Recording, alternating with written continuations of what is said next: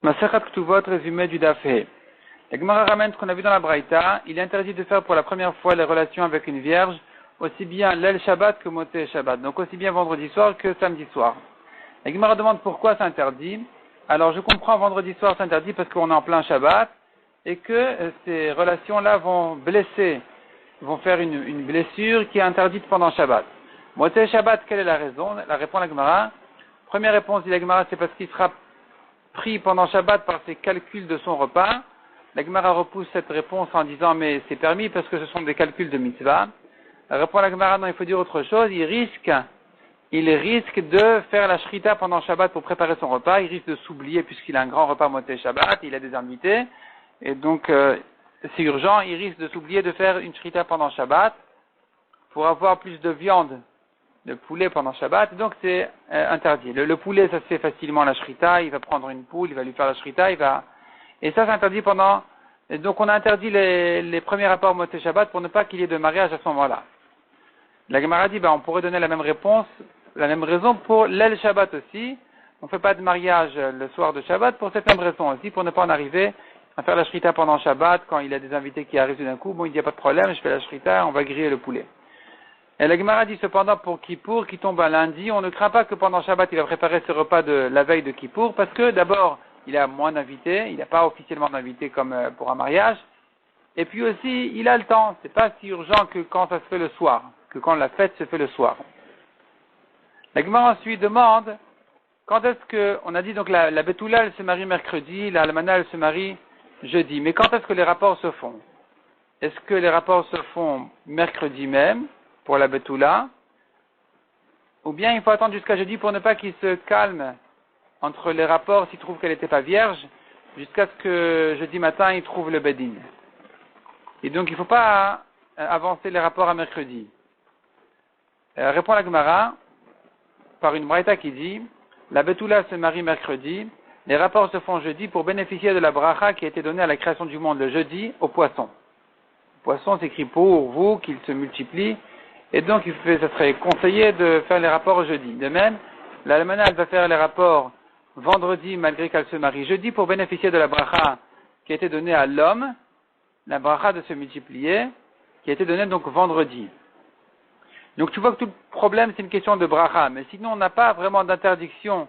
On ne va pas les empêcher, s'ils ne veulent pas la bracha, on ne va pas les empêcher mercredi.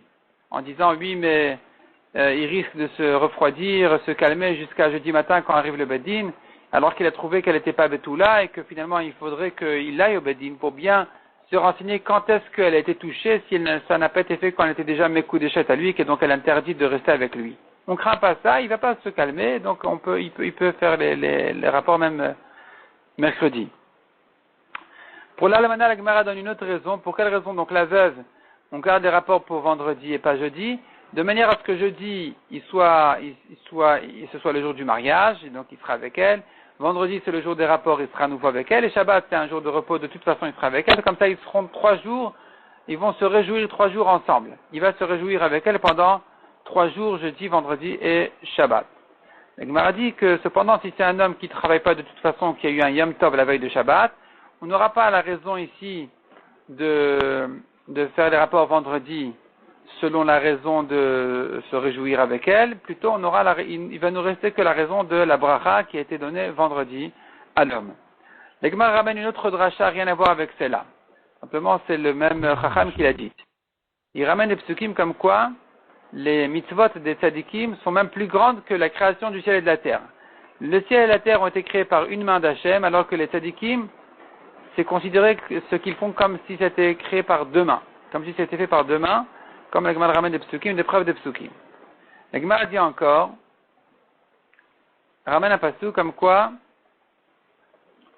le passouk dit, tu auras un pieu parmi tes outils pour creuser et couvrir tes excréments. Il s'agissait quand les Juifs étaient dans le désert, et donc là-bas il y avait cette mitzvah spéciale de propreté, mais la Gemara elle dit que le passouk pourrait se lire autrement, et ce serait une dracha qui ferait allusion aux oreilles. Aux oreilles, donc au lieu de azenecha, on va dire oznecha, qui voudrait dire mets tes doigts dans tes oreilles pour ne pas entendre des mauvaises paroles. La Gemara dit pour quelle raison les doigts d'un homme sont arrondis et pointus. Donc pourquoi c'est écrit de cette manière-là? Enfin, pas vraiment pointu, mais ça veut dire arrondi comme ça bien, de manière à se boucher les oreilles quand il ne faut pas entendre quelque chose. La Gemara dit aussi, il y a la queue de l'oreille, la partie inférieure de l'oreille qui est plus tendre, de manière à la replier à l'intérieur de l'oreille pour ne pas entendre des mauvaises paroles. La Gemara dit aussi, un homme doit faire attention de ne pas entendre des paroles vaines, parce que la première chose qui va se brûler au Gehinnom sont les oreilles.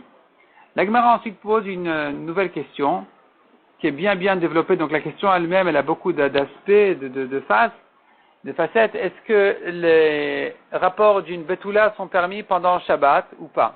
Il y a deux problèmes ici. Il y a le problème du sang, parce que ça fait une blessure. Il y a aussi le problème de l'ouverture, qui est comme une construction sur la femme. Est-ce que on craint ces problèmes, oui ou non? Il faudrait savoir d'abord, est-ce que c'est défini comme une blessure ou pas? Est-ce qu'il a eu l'intention de la faire ou pas? Est-ce que l'ouverture est considérée ici comme une construction? Au contraire, ça abîme la femme parce qu'elle vaut moins qu'une Betula. Est-ce qu'il a l'intention de le faire ou il n'a pas l'intention? Et ainsi de suite. La Gemara rentre dans beaucoup de définitions, à savoir est-ce que c'est considéré dans ce cas-là comme un problème ou pas. Finalement, la Gemara dans le daf suivant va ramener là-dessus une maroquette. Est-ce que c'est permis donc pour la première fois pendant Shabbat ou c'est interdit?